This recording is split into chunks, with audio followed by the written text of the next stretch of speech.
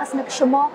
در تصاویر می‌بینین و همچنان در جریان هستین، روزانه با یک تعداد زیاد از عودت کنندگان میآیند به وطن و ما در اینجا هستیم به خاطر همکاری های بیشتر. همکارای ما ابتدا اونا را شناسایی میکنن و میارن به سنتر ما و ما در اینجا بر از اونا آگاهی های لازم میتیم و همچنان گروه های مشخصی که ما بر از اونا کار میکنیم و شناسایی میکنیم. در عموم همگی هستن که کارت سازمان هم میگیرن و به ولایت خود که میرن اینا مستفید میشن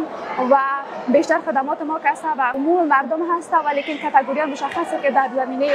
در زمینه ما داریم با افراد معیوب معلول و همچنان هم کسایی که مریض هستند، خانمای بی سرپرست هستند، کسایی هستند که به وطن میان و هیچ گونه امکانات در اینجا ندارن. ما برای اونا کار میکنیم و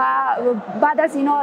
اینجا میان اسکرینینگ ما برشان انجام میدیم. به ولایت هرات میرن، کارت سازمان ما را از اونجا به دست میارن و بعد از ولایت هرات به ولایت مشخصه که اونا قرار است به اونجا برن، اونا میرن و دوباره در ولایتایی که اونا میرن ما همکارای ما هست دوباره با اونا تماس میگیرن، اونا در خانه هایشان سروی میشن و بعد از اون ما دوباره برای اونا کمک میکنیم. البته کمک های ما فرق میکنه نظر به اونمو نیازمندی های هر شخص یا هر خانواده و افراد متفاوت می باشه. ما هر شخص تا زمانی که وضعیت زندگی از او بهبود پیدا میکنه، یعنی نظر به نیازمندی اون شخص ما بر از او مقدار کمک ما می باشه و همچنین دفعات کمک ما.